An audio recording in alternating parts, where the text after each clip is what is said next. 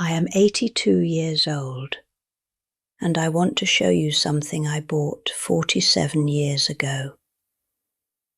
It's in this drawer right here. Old wooden thing.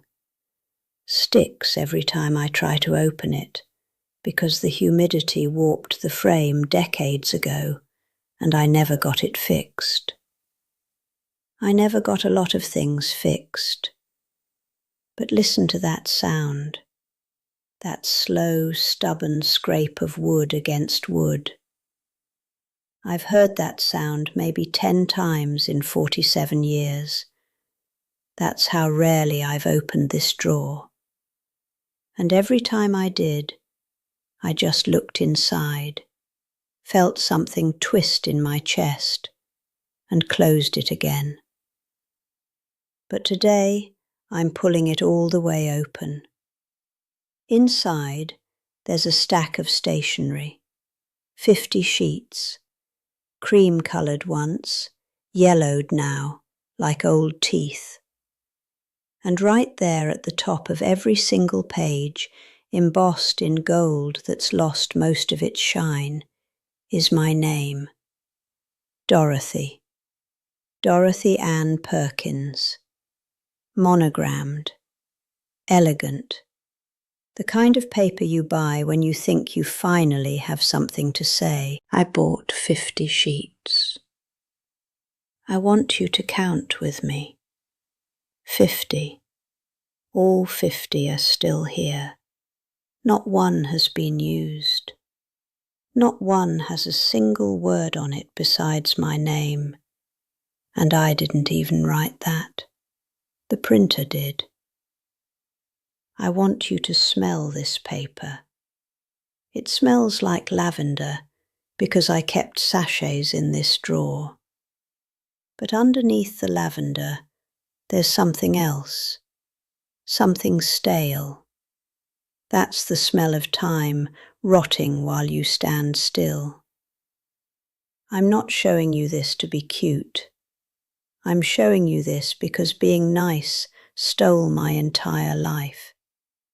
And I need you to hear that from someone who doesn't have enough years left to sugarcoat it. Let me tell you how this started. My mother was a beautiful woman. Everybody said so. She had this way of entering a room where she smiled before she even saw who was in it. Preloaded smile, ready to serve. And she taught me one sentence that I swallowed like gospel and never once spit back out. She said, "Dorothy, a good woman is a quiet woman." I was 7 years old. 7. And I took that sentence and I built my entire life on it, like it was concrete. Turns out it was quicksand. I learned to cook meals I didn't like because my husband liked them. Pot roast every Sunday. I hate pot roast. Did you know that? Of course you didn't. Nobody did. Because I never said it. Not once in 53 years of marriage did I say, I don't want pot roast. I just seasoned it, served it, and smiled. I learned to laugh at jokes that made my skin crawl. My brother-in-law used to make cracks about women drivers, women voters, women thinking too hard. And I'd laugh. Not because it was funny, because silence would have caused a scene, and good women don't cause scenes. I learnt to say 3 words that became my coffin. I don't mind. Where do you want to eat, Dorothy? I don't mind. What movie should we watch? I don't mind. Should we move to a smaller house? Should we skip the vacation this year? Should we give your mother the bigger bedroom? I don't mind. I don't mind. I don't mind. And you know what happened? Eventually, it became true. I actually stopped minding. I stopped wanting. I stopped preferring. It was like watching a candle burn out, except the candle was me. But there was one afternoon. I was 35. The kids were in school. The house was empty. And I walked past a stationery shop downtown with a window display that stopped me cold. Beautiful paper, heavy stock. The kind of paper that makes you feel like your words matter just because of what you're writing them on. I walked in and I ordered 50 sheets with my name on them. My name. Not Mrs. Richard Perkins. Not Mum. Dorothy. I thought I'd write letters, maybe to myself, maybe to magazines. I'd read about women submitting essays and I thought, I have things to say. I have thoughts in my head that nobody has ever heard. I brought that box home and I hid it in this drawer like it was something shameful. Like having paper with your own name on it was an act of rebellion. And maybe it was. Maybe for a woman like me, in a life like mine, it was the most dangerous thing I could own. Proof that I existed as a person and not just a function. I told myself I'd start writing next week, then next month, then after the holidays, then after the kids graduated, then after Richard retired, then after Richard died. There was always a reason to wait. There was always someone who needed me to not have my own voice for just a little while longer. 47 years. That's how long just a little while longer lasted. Now let me tell you about last Thanksgiving, because that's when the ground finally opened up beneath me. Full house. My daughter Karen and her husband drove in from Michigan. My son David and his wife brought the grandchildren. My great-granddaughter Lily was there too, 3 years old, running around in a turkey print dress with mashed potatoes in her hair. The dining room table was set with the good china, the white tablecloth with the blue cornflower pattern I've used for 40 years. I'd been cooking since 5 in the morning, turkey with sage and rosemary, though I would have preferred lemon pepper. Mashed potatoes with heavy cream, though I like them with garlic and olive oil. Green bean casserole with those fried onions on top that I've never once enjoyed. Every single dish on that table was seasoned for someone else's tongue. The house smelled like butter and tradition. Everyone was loud. Everyone was laughing. And I was sitting at the head of the table that I had set, in the chair closest to the kitchen, so I could get up easily when someone needed something. And I was watching my family like I was behind glass. Then my grandson Tyler, 16 years old, sweet kid. He pulled out his phone and asked, "What should we play? What music does everyone want?"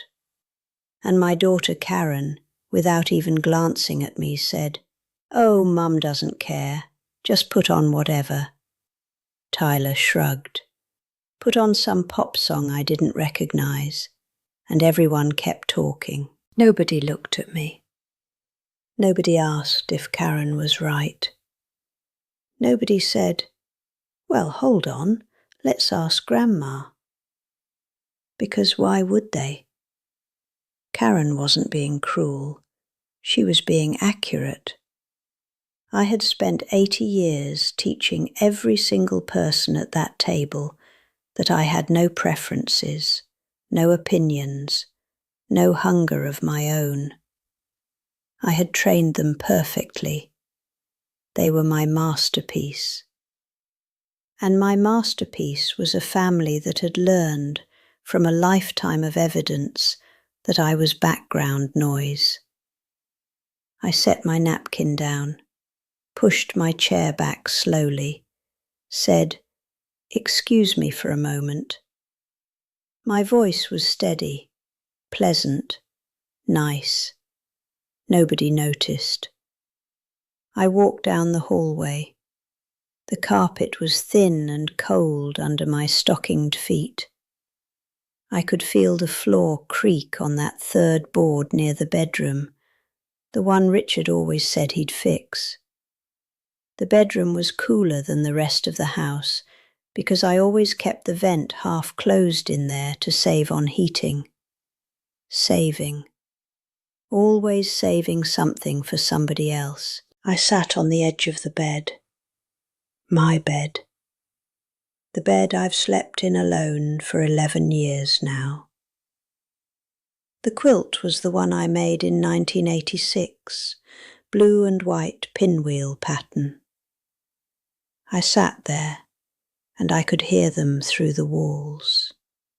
Forks against china, laughter, somebody telling a story about a co-worker, more laughter.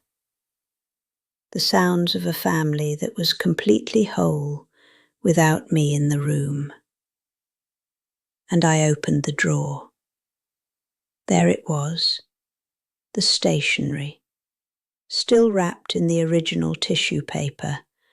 My name, Dorothy, still legible in that faded gold. I pulled out one sheet and held it in my lap. Ran my thumb across the embossed letters, pressed hard enough to feel each curve of each letter through the pad of my finger. That paper was the only thing in the entire house that remembered I was a person with a name and not just a role. And I cried.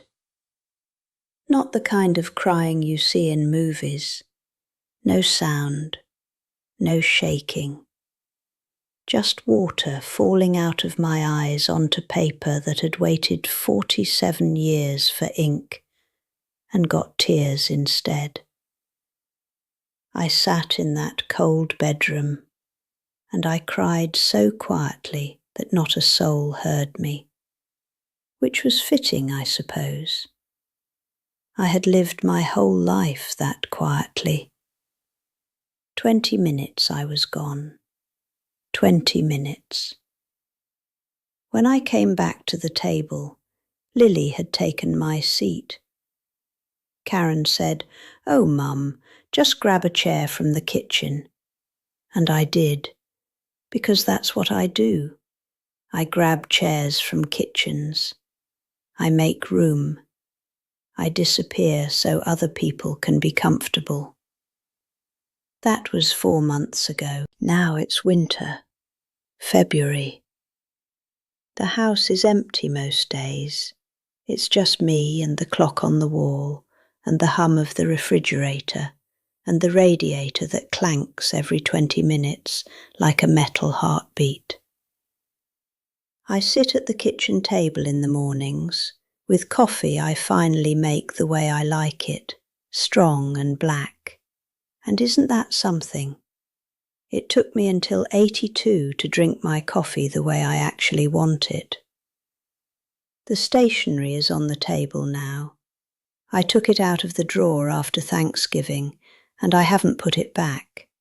It just sits there. Some days I put a pen next to it, a nice pen, blue ink, and I stare at it the way you'd stare at a locked door when you've forgotten where you put the key. But here's the thing that keeps me up at night.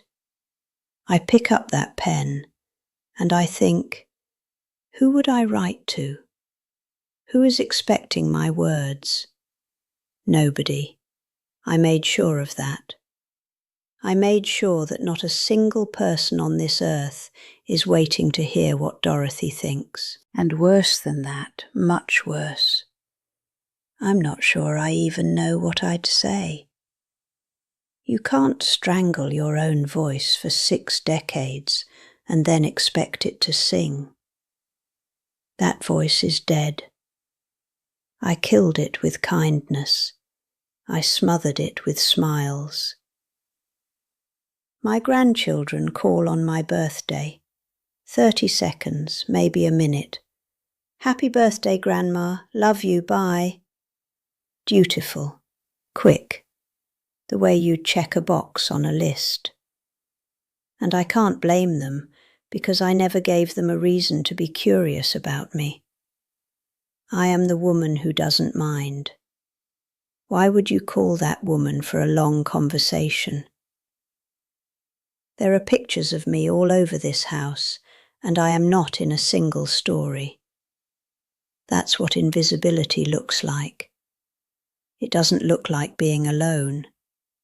It looks like being in every photograph and having no one able to tell you what you were thinking when it was taken. Now I'm going to talk to you. Yes, you. The one watching this right now. The one who felt her stomach drop about 2 minutes ago because she recognized herself in my story. The one who just whispered, "That's me." I heard you. Even if nobody else in your house did. Stop it. Stop it right now. I am not asking you. I'm telling you. The way I wish someone had told me when I was 35 and standing in that stationery shop with the first spark of my own identity flickering in my chest. Stop performing niceness that costs you your name. Stop cooking meals you hate. Stop laughing at things that aren't funny. Stop saying, "I don't mind," when you do mind, when you have always minded, when your mind is screaming so loud you have to clench your teeth to keep it inside. Your family will survive your opinion. You hear me? They will survive it. They'll survive you saying, "Actually, I'd like Italian tonight."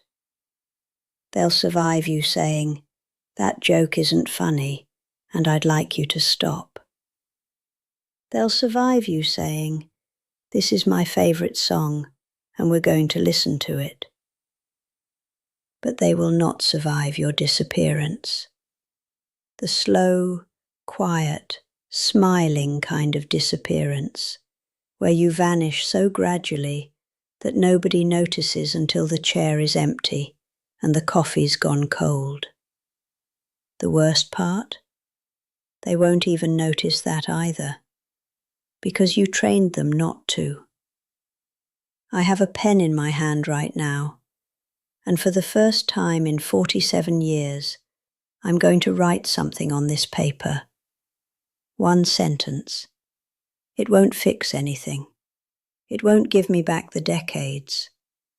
But it will put my handwriting next to my name, and that's more of myself than I've claimed in 82 years of living. I'm not going to show you what I wrote. That's mine. And maybe that's the first lesson right there. Not everything you are has to be offered up to someone else. Use your name while it still belongs to you.